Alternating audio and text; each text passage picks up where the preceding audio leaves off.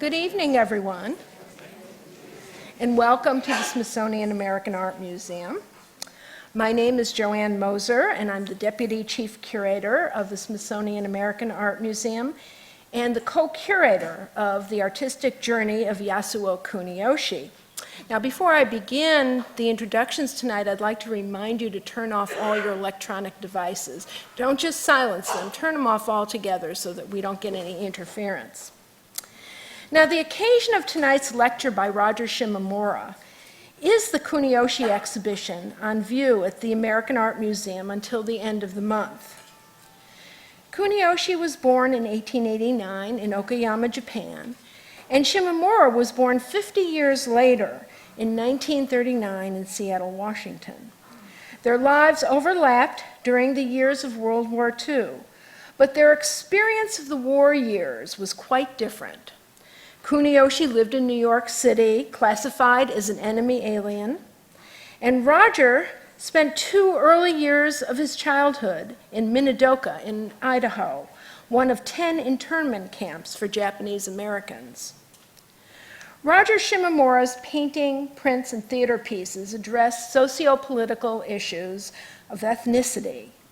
His art often combines American popular culture, Asian tradition, and stereotypical racial imagery to provoke thought and debate on issues of identity and perception. Roger Shimomura received a BA degree from the University of Washington, Seattle, and an MFA from Syracuse University in New York. He taught art at the University of Kansas for 35 years. He has been a visiting artist and has lectured on his work at more than 200 universities, art schools, and museums across the country. And he has had over 130 solo exhibitions of paintings and prints. He is the recipient of more than 30 grants and numerous honors. Now, art by Shimomura is in the permanent collection of over 100 museums nationwide, including the Metropolitan Museum of Art, the Whitney Museum of American Art, the National Portrait Gallery, the American Art Museum, and many others. His personal papers and letters are being collected by the Archives of American Art, and he is represented by galleries in New York City and Seattle. Now, I hope you've had a chance to see 2 of his outstanding papers that are on view in this building. There is a relatively early painting from 1980 called Diary, December 12, 1941, hanging in the 3rd floor gallery of the American Art Museum in our Lincoln Gallery, and a more recent painting from 2010 called Shimomura Crossing the Delaware, a takeoff on Washington crossing the Delaware, hanging on the 1st floor of the National Portrait Gallery, close to the entrance of the museum. So perhaps you saw it as you were coming in, and if you didn't, be sure to take a look on your way out.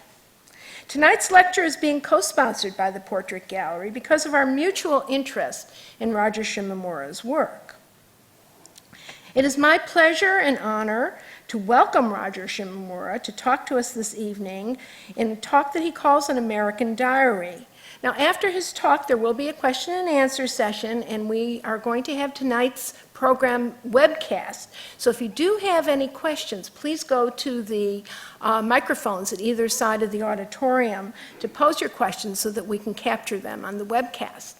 So Roger, welcome to Washington, D.C. and to the American Art Museum. Thank you for coming. Thank you.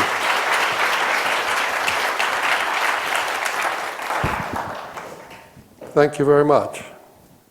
Is that too loud?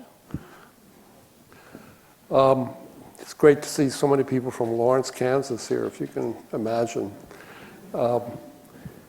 This photograph is important to the talk in giving you sort of a broad understanding of what this talk is about. First of all, the title, I've added at the bottom of American Diary 3 chapters. And the reason for that is having given this talk so many times, standard artist talk, there's just so much work that accumulates over a period of years. I guess that I've done about 800 paintings and probably 200 or so prints. And so obviously you can't talk about all of them. So I broke things down into series. And this time I'm only going to talk about 3 series of work, which sort of covers, will give you a general idea of the topics that I've probably worked with the most. The first one being the World War II incarceration of Japanese Americans. And secondly, stereotypes. And thirdly, issues of ethnic identity. And those have to do with the kinds of topics that Asian Americans have to put up with, I think is the best way to put it, living in this country. This is an actual photograph that was taken post-camp after returning back to Seattle. And it was called Kill the Japs. It was a favorite sort of neighborhood game to play. And we would choose up sides, and then half of the people had to be the Japs, and the other half were Americans. And no one wanted to be the Japs because the Japs were the ones that always lost. But we still played it out that way.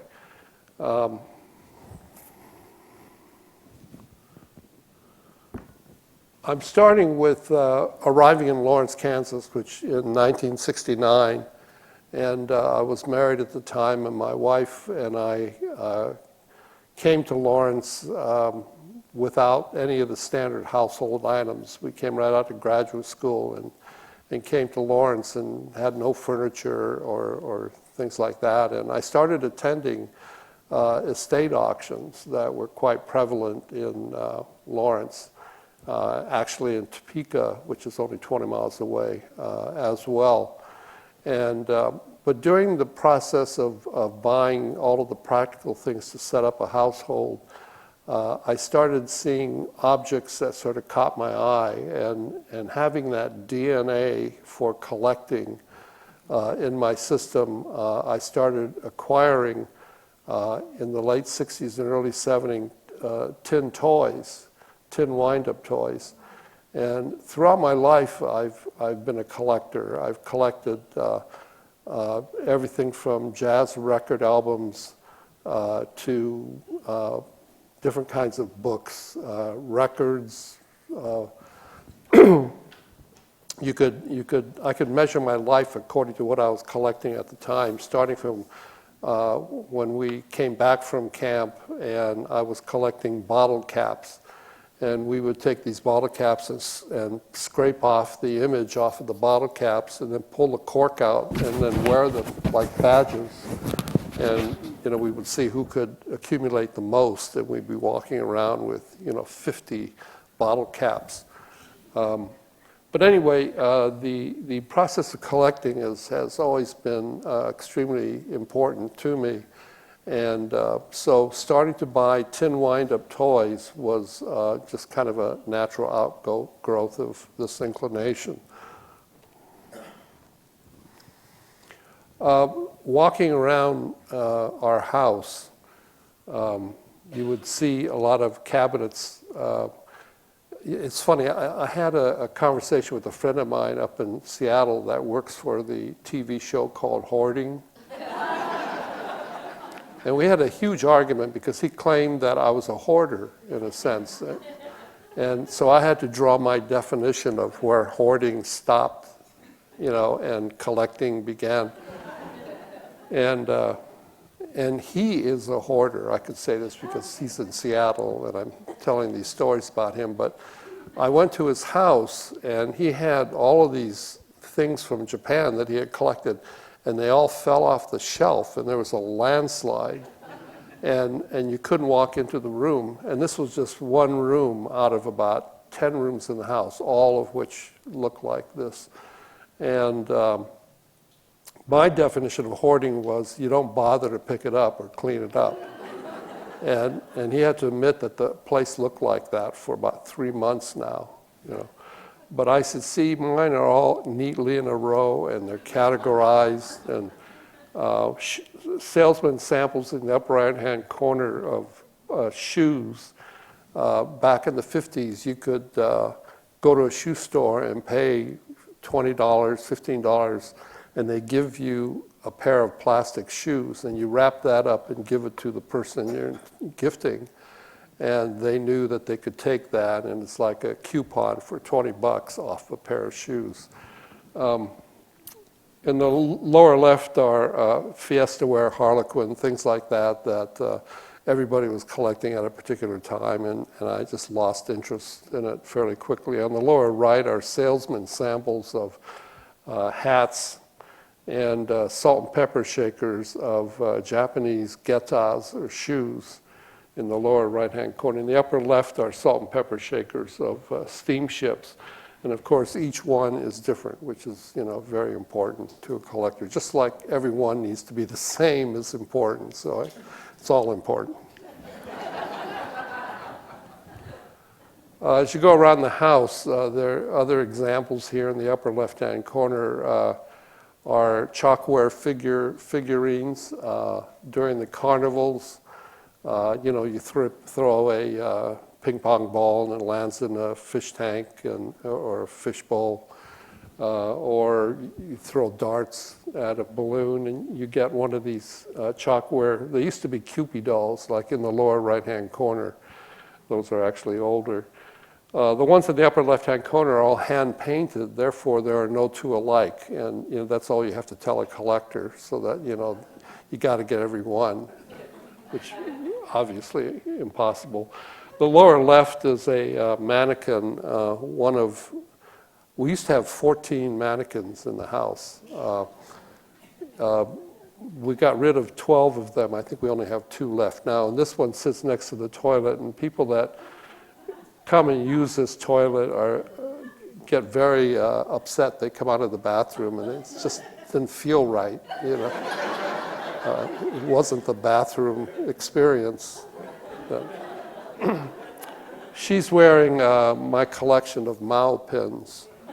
And then the upper right is just some of the art collection. These are just some of the toys. I had over 500 pieces of toys and focused on Walt Disney. But I just wanted to show you how many variations, like in the lower left-hand corner, there's about 7 toys there, and they all do the same thing, but they tweak them in a way that they're each different. And so that really plays up to collectors that have to get every variation made. And the lower right-hand corner as I said, was the real focus of my collection, which was 1930s Walt Disney memorabilia, with a particular interest in Mickey Mouse. Those are bisque figures that in the early 70s, when I was buying these at the Lawrence auctions, I was getting them for about $5 and thought that they were, absolutely outrageously expensive. $5 in 1970. But what happened was that my wife and I got a divorce, and we had this collection that we wanted to liquidate. So we asked Christie's if they would auction it, and they said they would, and they put together a nice catalog, and I think they had 2 other toy collections, and they combined them into one catalog. And to give you an example of how the prices evaluated, those $5 bisque Mickeys were going for $250, and some of the toys went for as high as $5,000.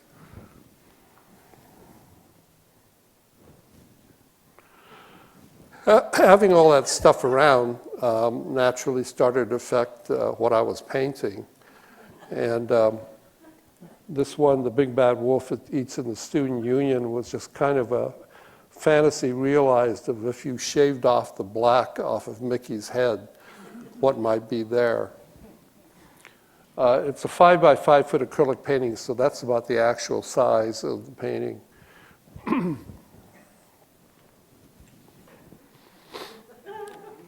Painting called Coke Freak, sort of a sign of the times in the 70s in Lawrence, Kansas.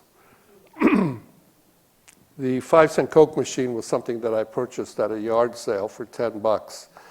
And it worked perfectly. It came with the old Coke bottles, it had a rotary refrigeration unit, everything.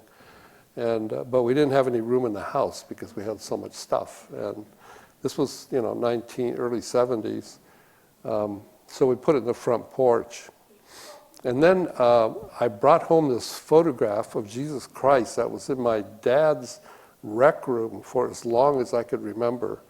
And I was so sick of seeing it that, it's one of those things that you see it so often you don't see it anymore.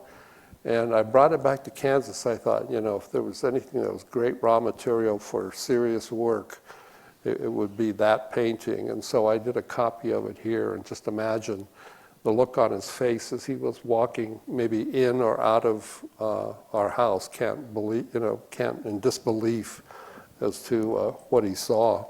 And then that moment that he happened to be right under that Coca-Cola sign, almost like a halo over his head.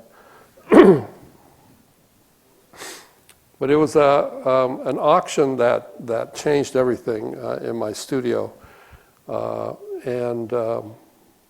I was at a studio with a colleague of mine, and there was this farmer standing next to me all through the auction, and he kept inching closer to me like that and kind of nudging me.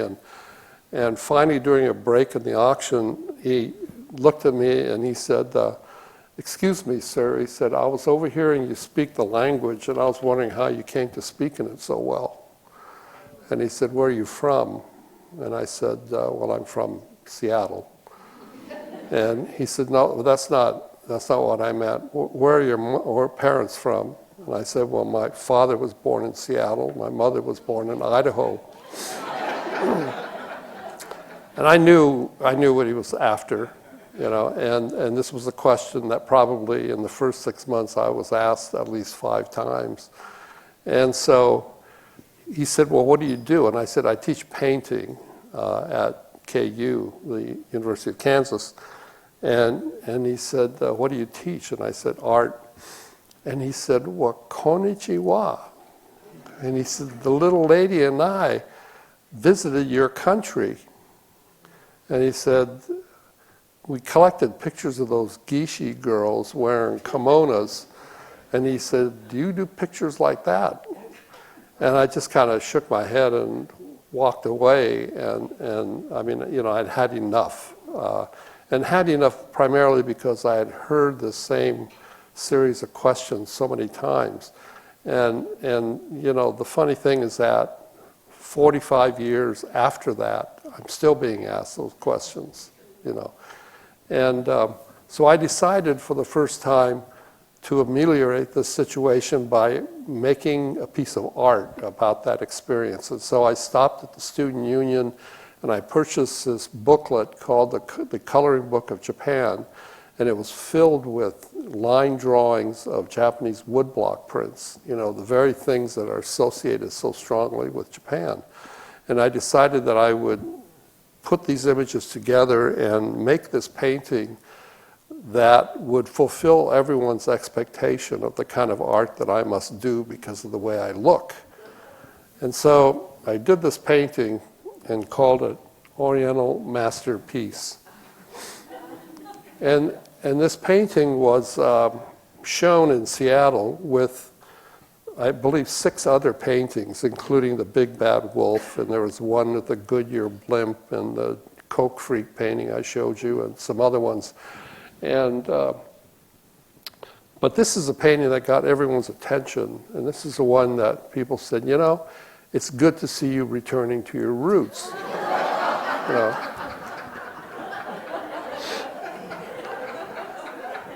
And so, damned if you do, damned if you don't. And to me, this was really foreign because I didn't have anything like this around me when I was growing up. And I think the camps had a lot to do with that. My parents felt that for looking too Japanese once, they got punished for it. And so they rid the house of anything Japanese. And as I was growing up in that environment, I didn't feel any kind of association with these images. And I was naive enough to think that, people would know that. But there was another sort of force that was going on here that was much bigger than me, where I still was the same as these images. So I decided that I would do a series of these paintings, and ended up over the next few years doing about 50 of those paintings. Okay, this is the first series I wanted to talk about. And these are all the works, not all the works obviously, but the works that I did that had to do with the camp experience.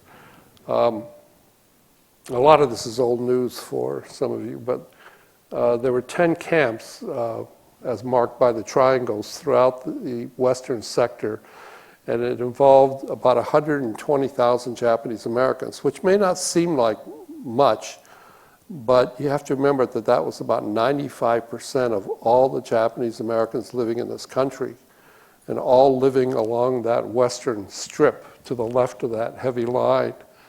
And everybody that was living in there had to move east of that line by a designated date and put in camps. It didn't affect people like Yasuo Kuniyohshi, who was in New York.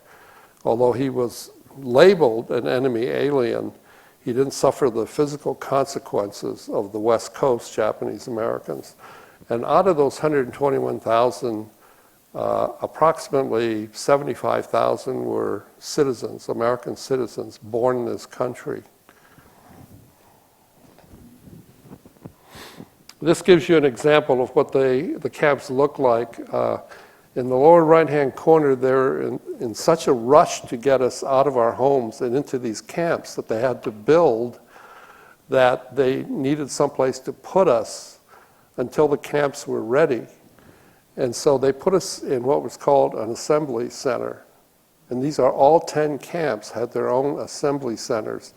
And so we were rushed out of our homes and put into, those of us in Seattle, put into the state fairgrounds.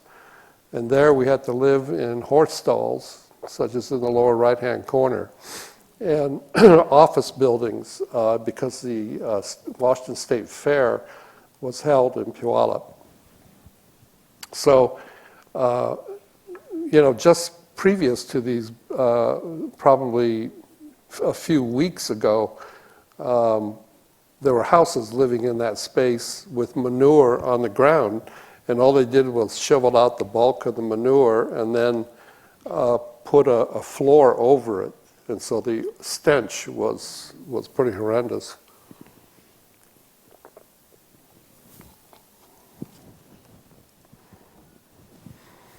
So while this was going on, for us, Camp Minidoka was being built on a desert in southern Idaho, and became immediately the 7th biggest city in the state of Idaho. Most of the camps held in the vicinity of 6,000 to 12,000 people in each camp.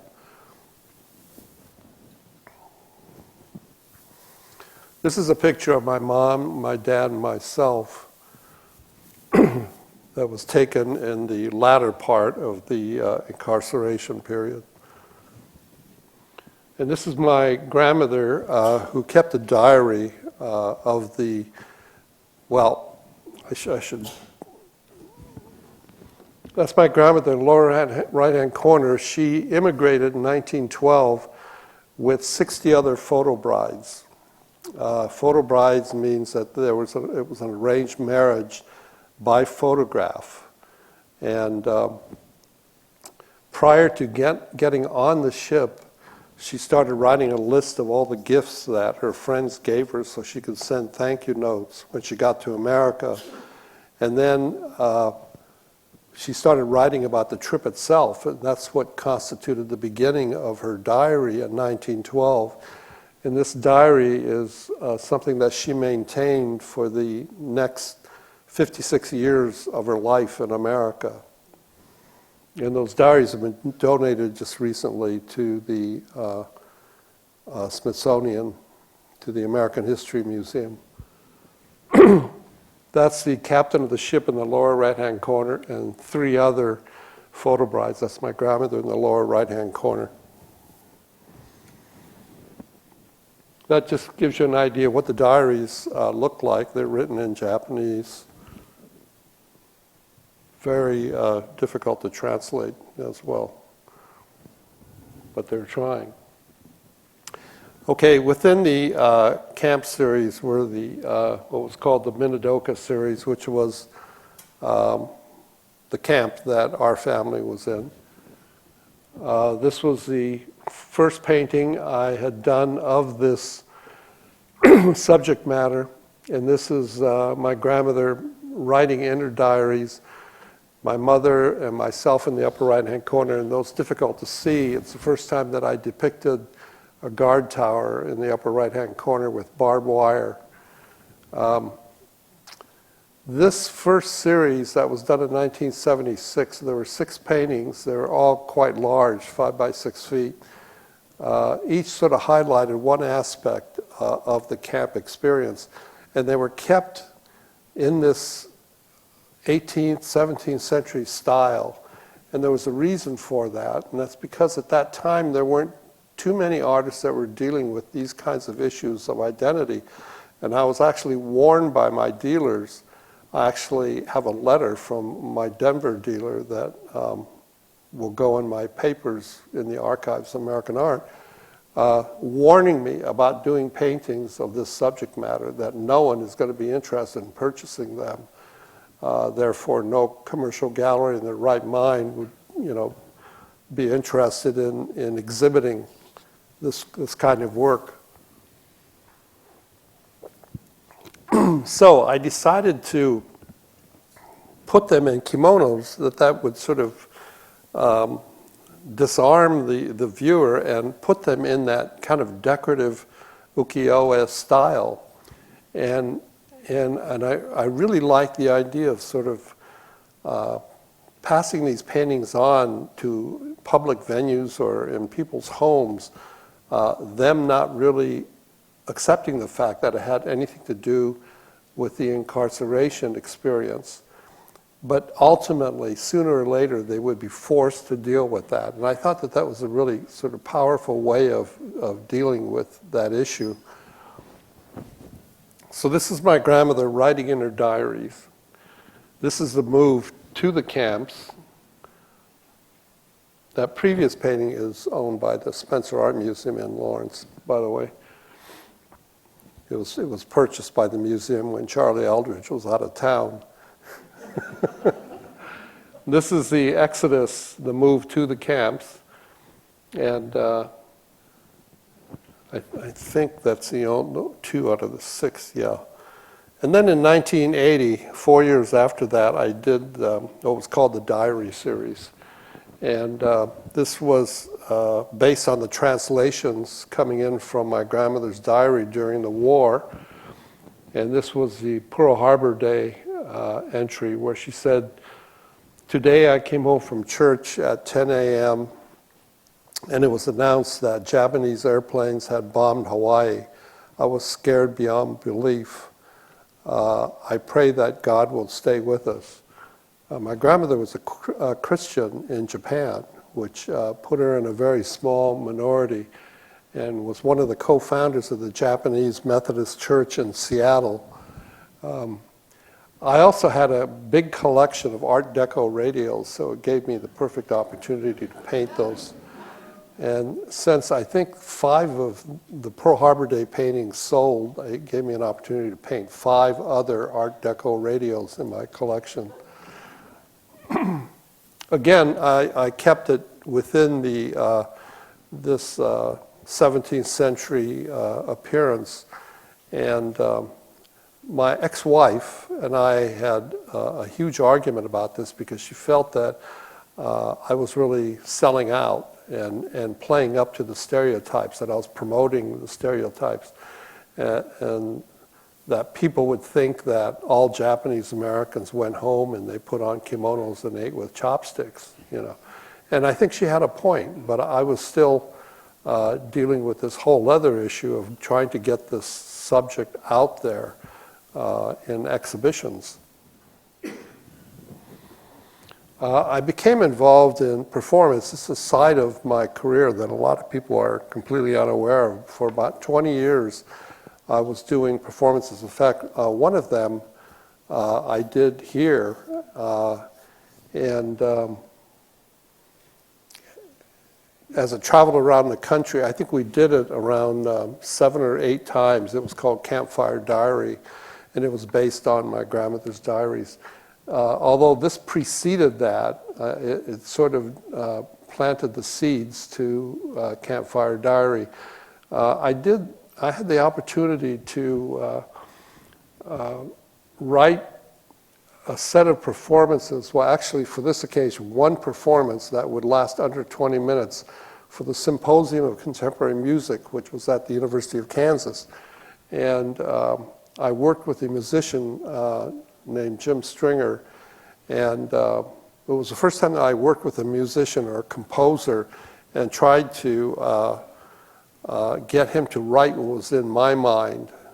And through very primitive means, I would sit there and hum out something, and I'd make sounds like drums, and I was able to sort of hear these things in linear progression, and I'd say, okay, I want 20 seconds of increased drumming, and then when it gets real fast, I want a cymbal to be hit, and then I want the dancer to come out here, and all this. And in a very sort of intuitive way, because again, I had no training in this. We put this performance together, and the one requirement I placed on myself was each act would go through the composition of a painting, of a diary painting. And so this one referred back, this is the Pearl Harbor Day. You see, when my grandmother was listening to the news about the attack on Pearl Harbor, and in the center, that's what's going on there. And there's the same Art Deco radio. And then in the background, representing the United States and Franklin Roosevelt's speech, famous Days of Infamy speech, Superman rises up 35 feet into the air, and Roosevelt's voice becomes full of static, and spotlights are flying around, and boom, all of a sudden the curtain drops. That was Act 1. We did 7 acts over the next 3 years and performed them in Act 1, and then we did 3 acts in another place, 5 in another, and then finally all 7. Okay, this is a series of paintings based on my grandmother's entries again, except this time these look much closer to the actual source of the diary entry. This was my grandmother saying just on the first day of arriving at camp, and she said, "I can't believe we're going to be expected to live here. It's such a horrible place." So that was in August of 1942. These paintings, by the way, are only 11 by 14 inches. And then the diary entry was on a strip of metal underneath the painting. And this show was at the American History Museum about 1998. But it traveled around to, I believe, 15 museums around the country. It sort of went in a big circle. This was another painting in that series where my grandmother said, "Today I stayed in and did laundry and cleaning. We lived such a dull life."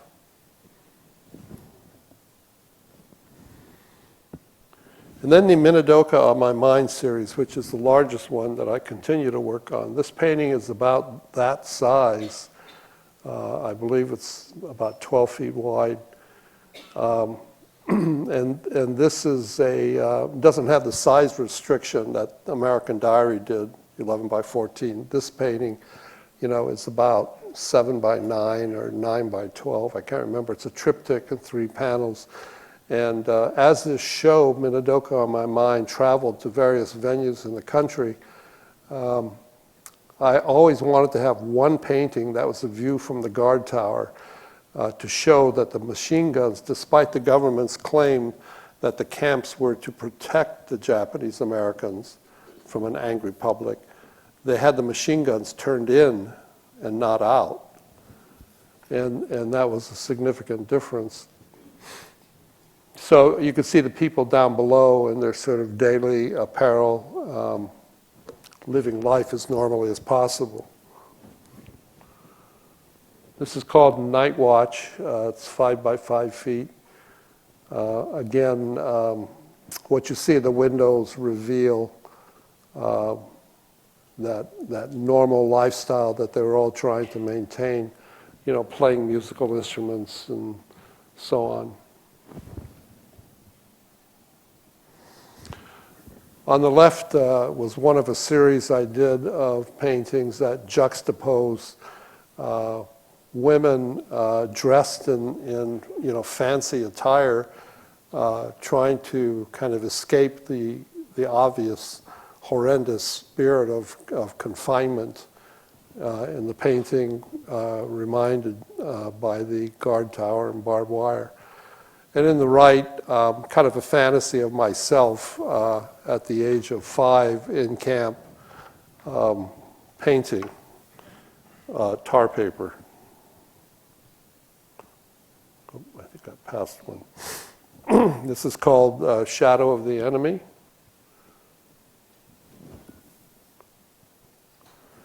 And this is a lithograph called An American Guardian. Again, the theme that I explained to you just a few minutes ago.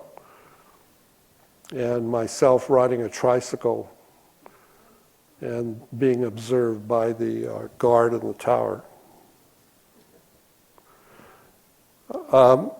This is a performance that I wrote called La Carta, which means the letter.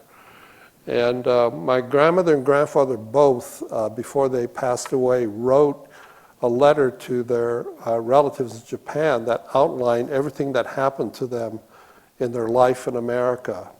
And of course talked about the confinement during the war and all that. And then after doing that, my grandmother and grandfather each recorded themselves reading the letter. And I've used that tape with their actual voices in some of the performances that I did. So this is a video of my grandmother writing that last letter in the background. And the dancer in front is, she was an incredible dancer, was a professional flamenco dancer from New Mexico. She happened to be in town for a couple of weeks. So I wrote this piece for her, and as she's dancing, the figure in black pushes a replica of the guard tower across the stage as my grandmother recites the letter and talks about camp. This is another performance. It was the last one I did, called Amnesia. And it was a performance I was critical of the Sansei generation, which is my generation, third generation, for not being more concerned about the camp, not preserving that history. And here the singer, Carrie Paladin, is, it was an interesting story here, where Carrie has been in all of my performances since she was a little girl. And to show you how time flies, I knew that Carrie was a singer. That's all I knew. And I thought, where is Carrie? I need an opera singer to sing the aria to Madame Butterfly. And somebody said, well, she's back east living in Washington.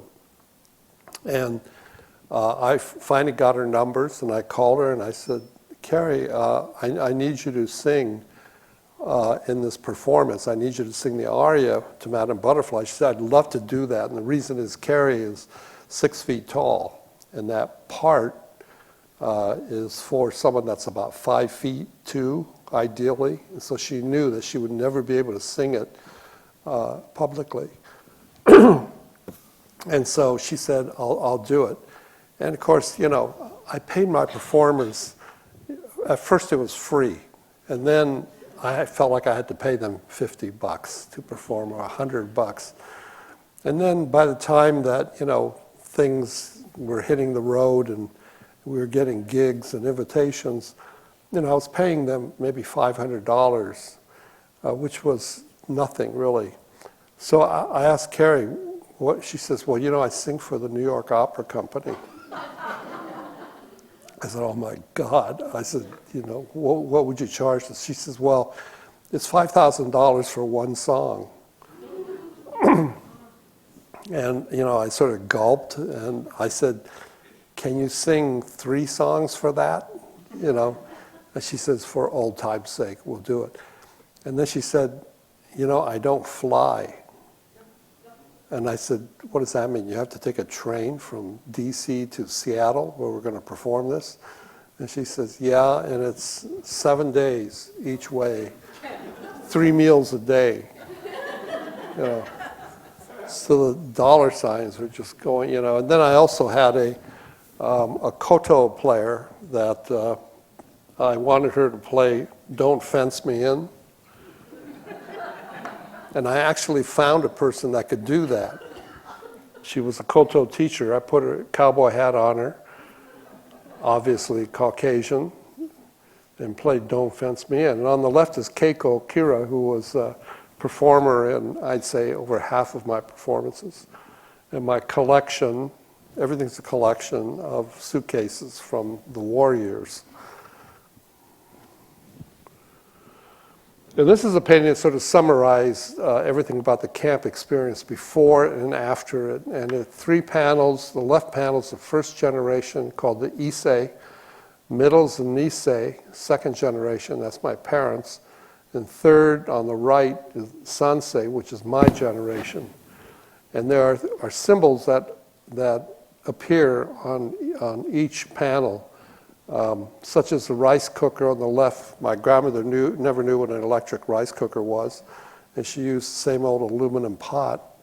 And then my mother had one of the first rice cookers, and then the third generation, the rice cookers had become like you cook vegetables, steam things, make things, and so on, sort of like little spaceships. But then just as favored is the Weber barbecue grill. So obviously rice is starting to phase out, a little losing favor in the diet of Japanese Americans. There are also references to film, some of the film giants of the first generation and of the second and of the third, stereotypes that were seen in all 3. Tell the story about my grandmother in the upper left-hand corner, which, by the way, I failed to say, became a midwife when she came to this country and delivered over 1,000 babies in the Pacific Northwest, most of them Japanese Americans. And the last baby she delivered was me. She actually came out of retirement, and this was just before camp.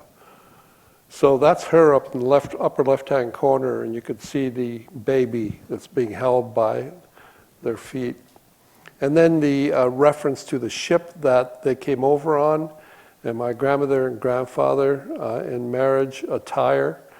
And you could see that they were affected by the camps, the attack on Pearl Harbor with the Japanese Zero fighter planes. And then the middle panel along the top, more references to the camp. References to the 442nd Infantry Regiment, all Japanese-American battalion. And that big dark form in there is of a barrack with outlines of the women and the role that they played in camp. And then it overlaps slightly into my generation, and that's me. I was in the military. I was a captain in the reserves for the 1st Cav Division. And so anyway, the paintings are all filled. You could talk about them forever. Okay, moving on to the second issue, stereotypes. And a lot of this was caused by the U.S. auto crisis of the early 1990s. And when America was virtually at war with Japan and trying to keep out their automobiles. and the U.S. auto industry in Detroit was failing. And because of that, there was a lot of sentiment, once again, misdirected towards Japanese Americans and not Japanese. And so all of these World War II stereotypes came back. And here's one that was that ran in the San Francisco newspaper. Okay, tell you the truth, I don't know why I put the slide in there, but this is my studio. My wife is an artist too. Her studio's in the foreground. I wanted to show you something that was on the wall. And this is my collection of Halloween stereotype masks. And some of these, most of them are purchased from eBay, but some of these are still available today, especially in Louisiana. You go to costume shops and you'll find the same horrible buck teeth, slant-eyed, yellow skin depictions of Japanese people. Of course, Japanese, Chinese, you know, to most people are the same thing. And this was my collection of 450 pairs of salt and pepper shakers depicting Asian people. And they're all that stereotype of slanted eyes, buck teeth, and so on. But the amazing thing about this is that 90% of these salt and pepper shakers were made in Japan.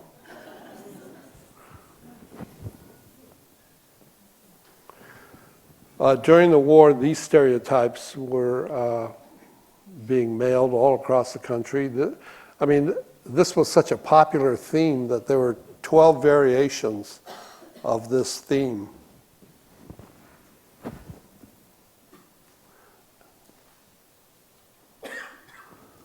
These are called cachet on the left, and they were pre-designed envelopes that you could buy, and all you had to do was put an address on them. And on the right are Jap hunting licenses. And I think in my collection I had over 25 variations of these Jap hunting licenses. And they were put out, you know, it gave you permission to kill any Jap you saw roaming the streets of your neighborhood. And they would put these where kids could have them, and kids would use them as trading cards and all that. And so this is a painting I did just based on a simple issue of what does it feel like to be an Asian American. This is called A Jap is a Jap. And I did a show at the Wing Luke Asian Museum in Seattle where I donated my collection of stereotypes. There are 2,000 pieces in it. And they put on display about 200 of them, plus the paintings that I did that were inspired by that collection.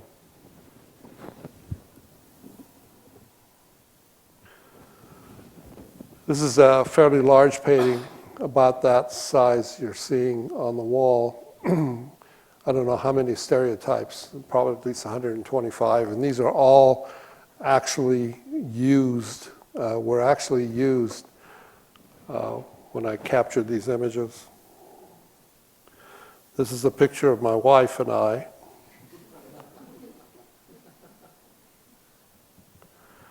And this, interestingly enough, in the center is Yasuo Kuniyohshi, who did that stereotype he's standing in front of. And it was a way of proving his Americanism. And what's interesting is that I actually used that image in some of my paintings without knowing that it was authored by him.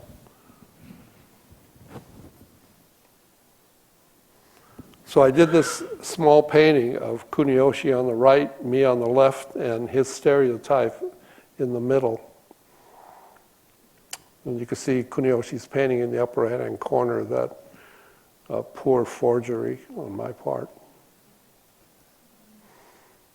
But we both wore the same glasses too, along with the stereotype. Yeah. This, along that same theme, It's 115 or 135 misspellings of my name. Every time I got an envelope where my name was misspelled, I cut it out and saved it. You know. Because, people think when your name isn't Smith or Johnson, that it doesn't matter if it's misspelled because no one's going to notice it, But if you've been at the other end of it, you realize you see every T that's not crossed and I that's not dotted. And so this is up to over 250 right now, and no two are alike.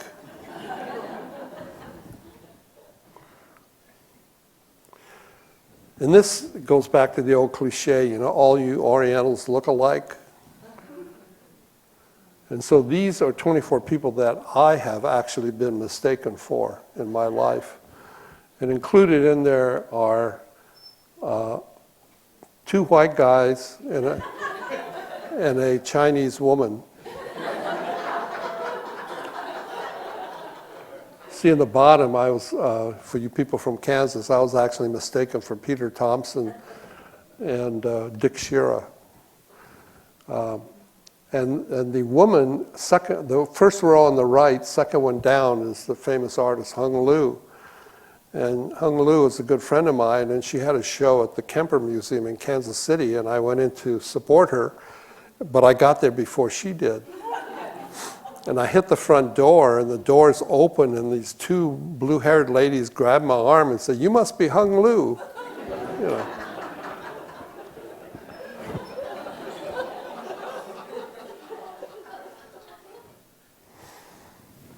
This is from a large performance I did called The Last Sansei Story. I just wanted to show that the stereotypes are used in the performances as well.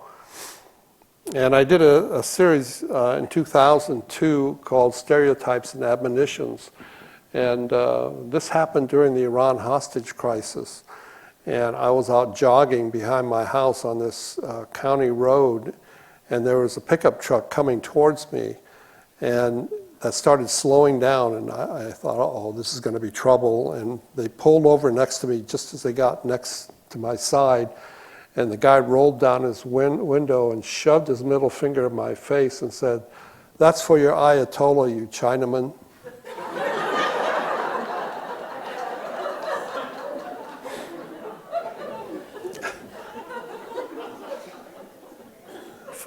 Pretty pathetic. Okay, this is the last series I want to talk about, and this is a series that I'm working on right now called An American Knockoff, the title of which I don't think needs any explanation. In 1990, I was teaching at Carleton College in Minnesota, and I decided that I wanted to do a series of paintings that were based in Lawrence, Kansas, with people that I knew. And this was right on the heels of the U.S. auto crisis, where people were so afraid that Japan was taking over this country.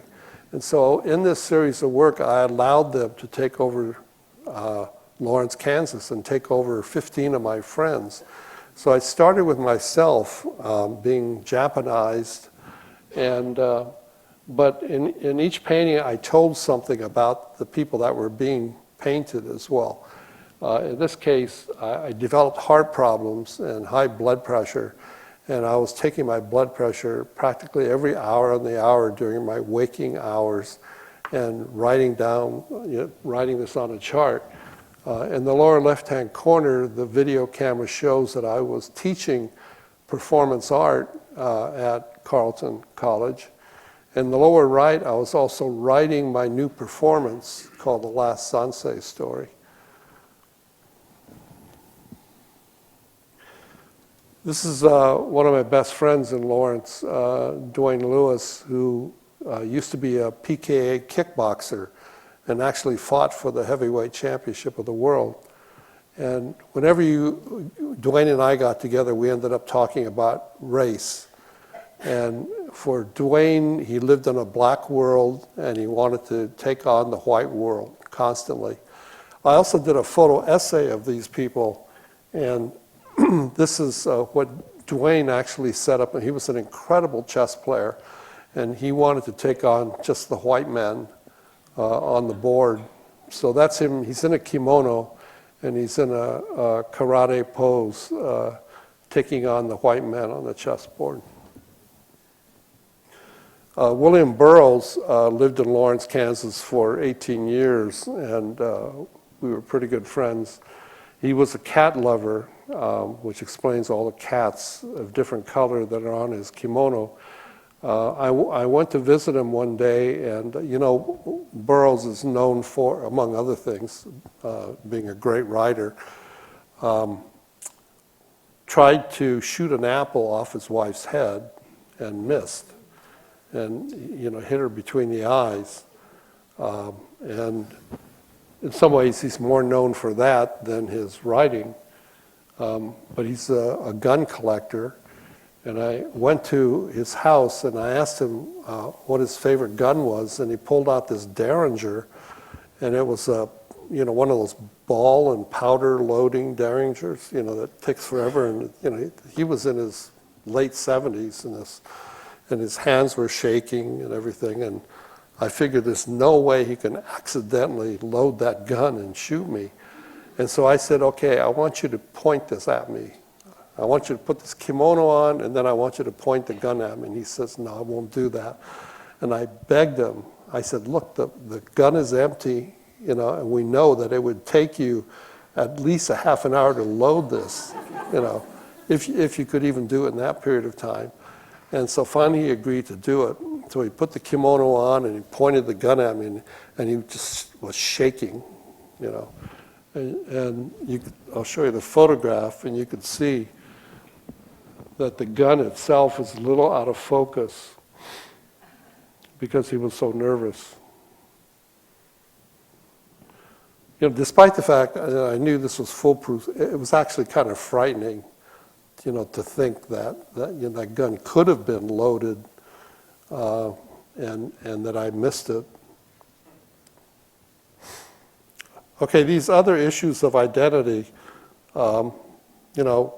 an Asian person dressed like a cowboy, why does that not look right?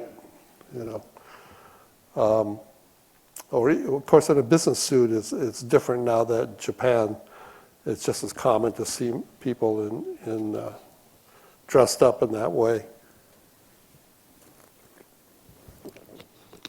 But this was a series of paintings I did called the Wannabes, Gotta-Bes, and Gonna-Bes.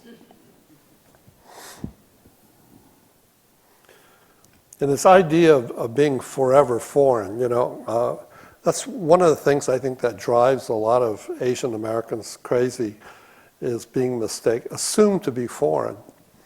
And if you're a Japanese American like myself and has paid so many dues trying to prove my Americanness, besides serving in the military and, being incarcerated and all of that, still being presumed to be foreign. And like, the man at the auction, just assuming that I was from Japan. And, I'm 3 generations in. And so this painting was meant to address that, putting myself in what the majority must see me as being, dressed up in kimono with real Japanese, surrounded by real Japanese. So this is called Forever Foreign, which has been a theme in a lot of the work that I've done.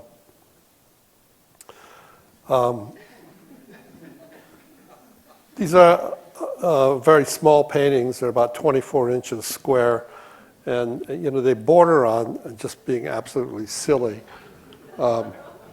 But still, there's a profound message, I think, behind all of them, and that's where the painting gains their strength.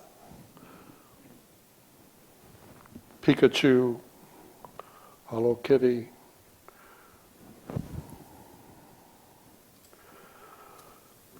Also, how many times, have you mistaken a Japanese for a Chinese or vice versa? And this is something, when I went to high school a gazillion years ago, we got into fights with this, Chinese would really get upset if you called them Japanese, and vice versa. You know, it's just something that people in the majority culture are frequently unaware of, are some of these race wars that go on. And I went to a high school in Seattle where it was a third Asian, third black, third white.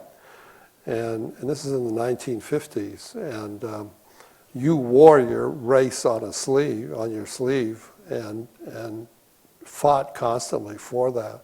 But even within those groups of people, like among the Japanese or Asian people, the Japanese and Chinese didn't get along with each other, you know. And the Japanese hated the FOBs, they called them, fresh off the boat.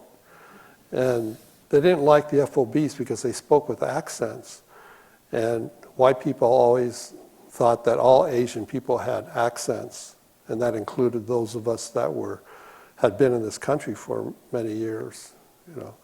So you know, those race wars were there, and if you weren't FOB, then you were ABC, which meant you were American-born Chinese, you know. And the Japanese Americans got along with the ABCs because they didn't have accents, you know.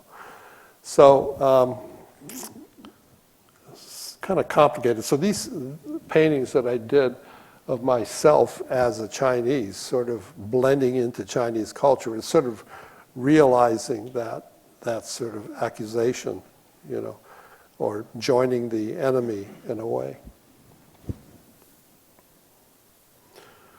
It's another version of myself dressed as being Chinese, except I'm showing my tattoo, which I actually have, that says Minidoka on it. And so that's sort of the secret that I'm sharing, that I'm Japanese, actually, even though I look like all these Chinese around me. It's a small version of that same idea. And then here I am again as a Japanese American, fighting off that Japanese stereotype that I just described a while ago. And then here I am separating myself from all of the Walt Disney stereotypes. You know, Walt Disney was about as racist as you can get in terms of his depictions of people of color all over the world. He was right there that established a lot of the stereotypes. And here, every figure in there other than myself, and I depict myself as a martial artist stereotype, but all of those other figures in there are all copies of Walt Disney images, caricatures of people of color. I didn't make any of those up. Those were all taken right out of Disney books. And then me trying to destroy those World War II stereotypes. And again, you know, I'm no more of a martial artist, but, you know, if you're Asian, you sort of live with that. And I think by now most of you have seen this painting.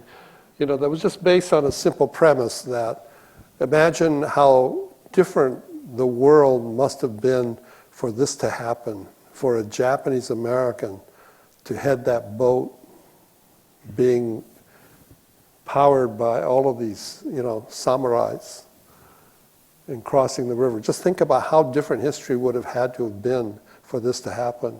And then think about how different history would have been afterwards if a Japanese American were in this sort of position of control and power.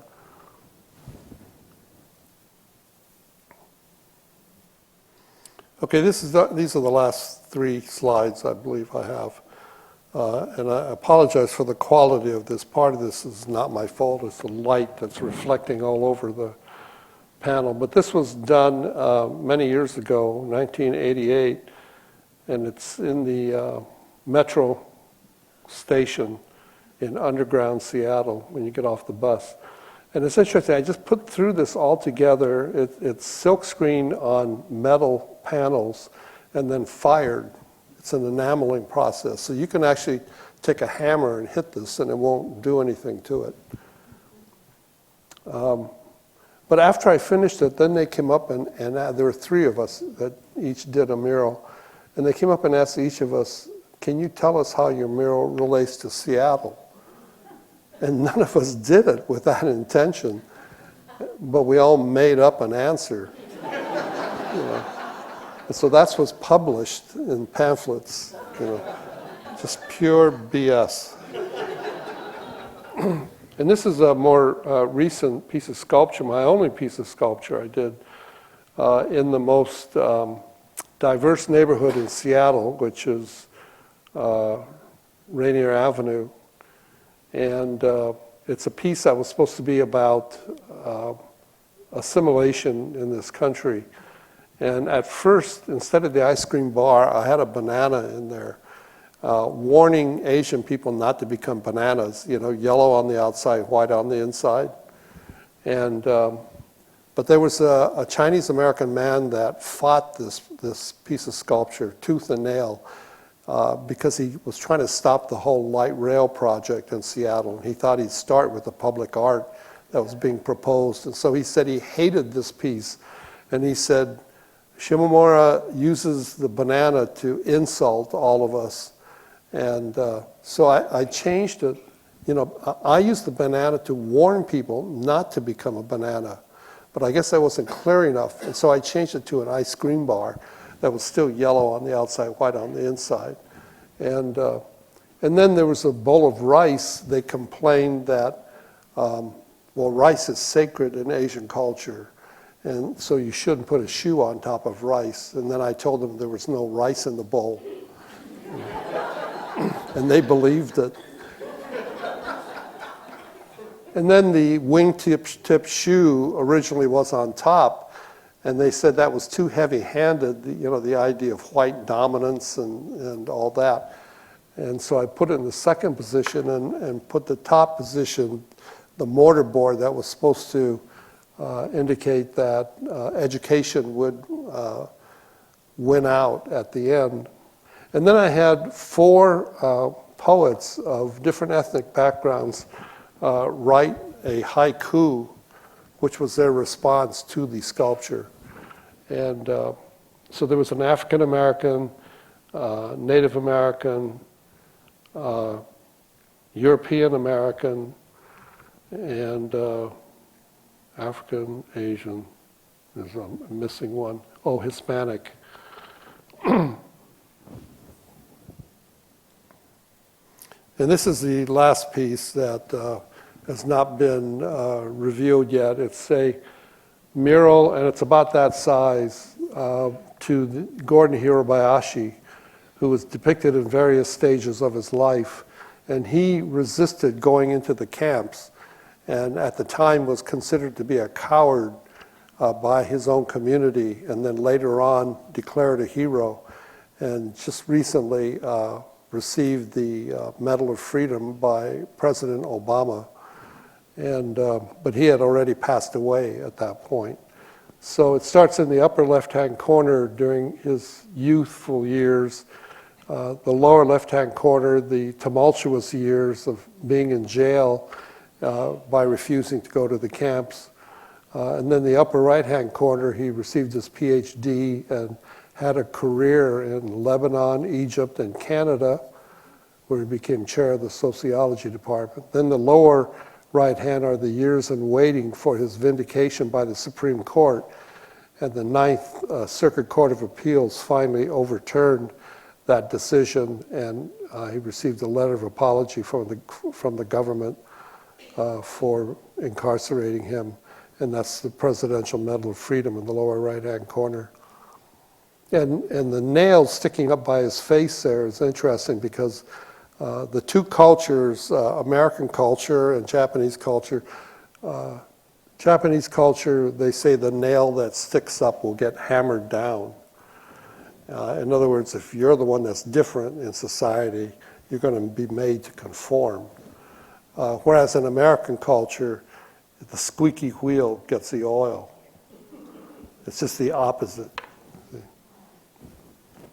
Okay, I think that's the last one. That's it. Thank you very much.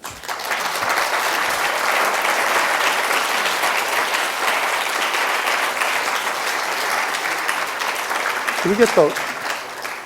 I think we have time for a couple of questions. Yes? Could you please go to the microphone so that we can record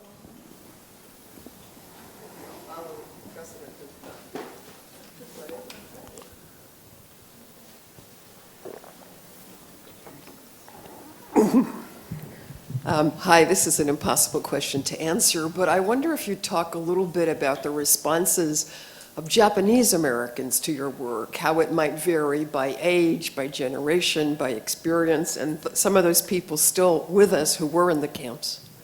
I'm going to have to ask you to rephrase that. I'm not sure I understand. Okay. Your work encompasses so much. It encompasses stereotypes. It encompasses experiences in the camps. And I'm wondering if you could talk a little bit about the reactions from different folks in the Japanese American community to what you put out there and how it might vary by generation, by part of the country, and so on. Yeah, that's a good question. You know, I could use my own family as an example. When I first started doing those diary paintings, my mother and father were both still alive, and you know, they thought it was terrific that people were, but you know, my dad was real funny about that because he didn't believe it until people started buying the paintings, you know, and he'd say, "Oh my God, you got that much money for that?" You know, and he'd come to the openings, he'd just walk around and watch people, you know, virtually reach for their wallets, you know, and that's what it took for him to be impressed. And if nothing sold, then he took it as a problem with the work, you know. And then, but my kids, my grandkids are completely different. It's like, what is all this about, you know? Well, they live in a community outside of Seattle in Kent. That they're not in a majority or anything, but you know, the kids have come a long way. And they can't get away with a lot of the behavior that we did when we were kids. And so some of it is like, why are you saying this? Why are you doing this? You know, this is like, to some of them, it's like a step backwards by depicting or demeaning yourself to make a point, you know. So it's just this sort of gradual process. But then the big difference is that it depends on where you are. It depends on where this happens. Because if you go to someplace in Plano, Texas, and you're the only Asian person, believe me, you know it, you're aware of it, you know, not a day goes by, and all of a sudden you step back 3 or 4 generations, you go back to my generation, you know. And so it's like when I've lectured all over the country. I always remember a lecture I gave in Jackson, Mississippi, at the Mississippi Art Museum, where I spent all my time trying to convince them that it actually happened. The incarceration actually happened. They said, no, it didn't. We would have heard about it, you know. And I mean, that's how, you know, how much variation there is in terms of, you know, level of understanding. Even when you go to New York, they lag about 2 or 3 years behind California. You know, California, where, you know, Asians are almost ruling, there's so many. I mean, Cal Berkeley's over 30% Asian, you know. It's entirely different. And I've spoken to classes at Cal Berkeley, and that's a whole different group, you know. It's just like, God, it made me sort of rethink everything that I've said, you know, but it did make me aware that of geographically how different this country is, you know. I've seen Japanese American Citizens League in New York City get real excited about some things that people in California would think, come on, that's old stuff, you know. Well, it's old stuff if you're in California, but not in New York, you know. So you can imagine what the, you know, in Austin, Texas, how different that is. You know, I mean, I actually spent a week in Austin with Asian Americans there, you know, and they're very different than the ones in Seattle and New York, you know. So anyway, other questions? I know. Can I speak from here? Yeah, that sounds good. Oh, I don't know, maybe there are recording issues. Well, what I started thinking about with the stereotyping, I started thinking about. Well, I can't hear.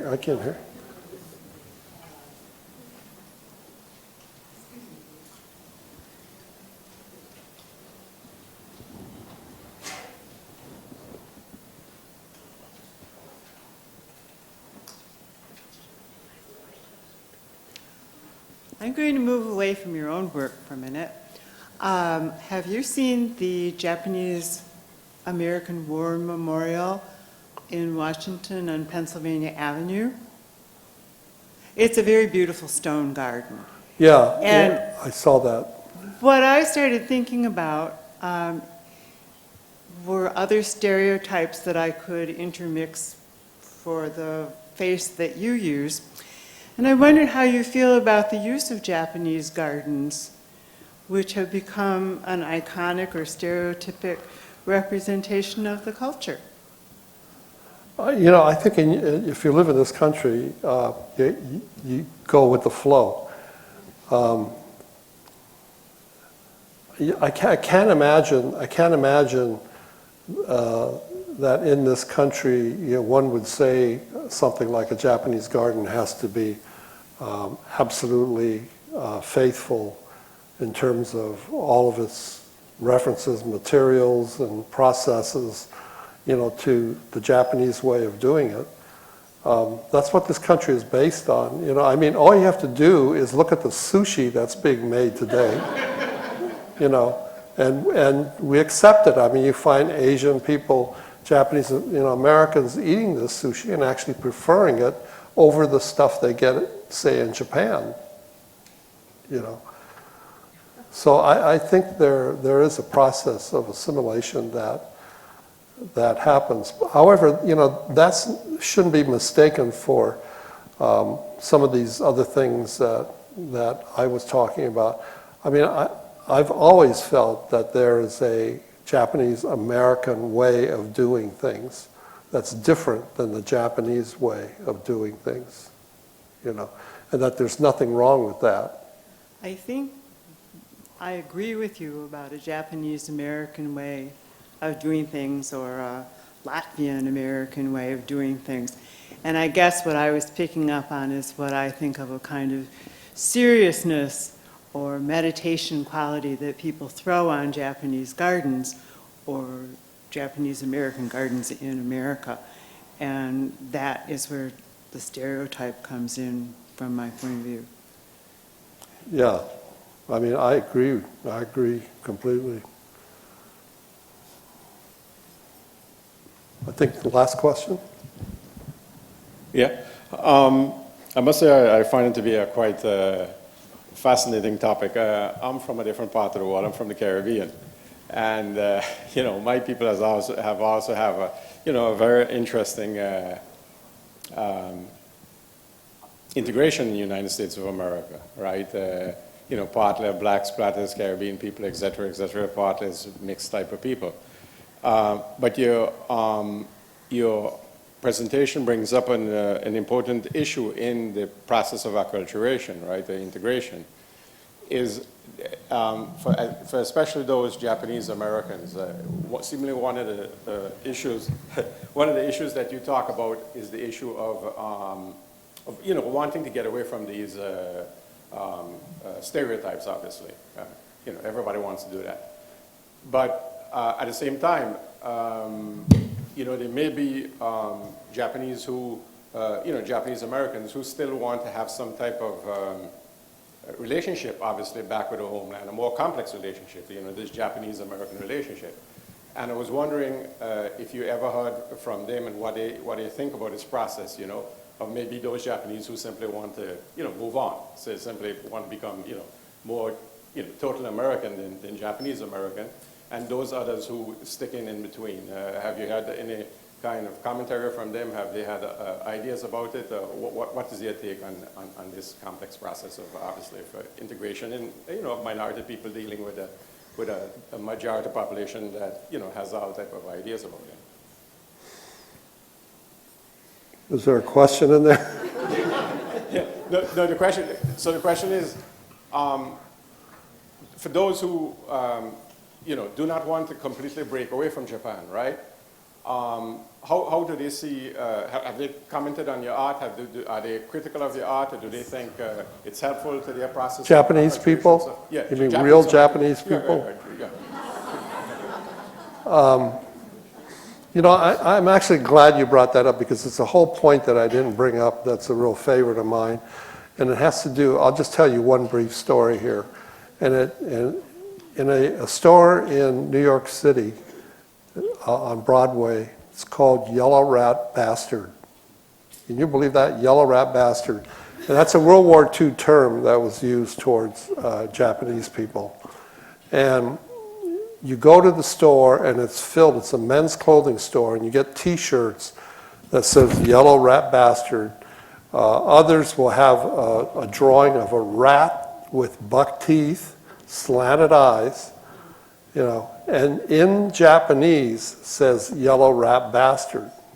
They don't realize that this is a World War II, well, I'm sure some people realize it's a World War II term, an image that was used to describe the Japanese people. Well, here's the killer. The store is packed with Japanese tourists. And they're all buying this stuff. And just around that area, you could see them standing with 2 shopping bags with Yellow Rat Bastard on there.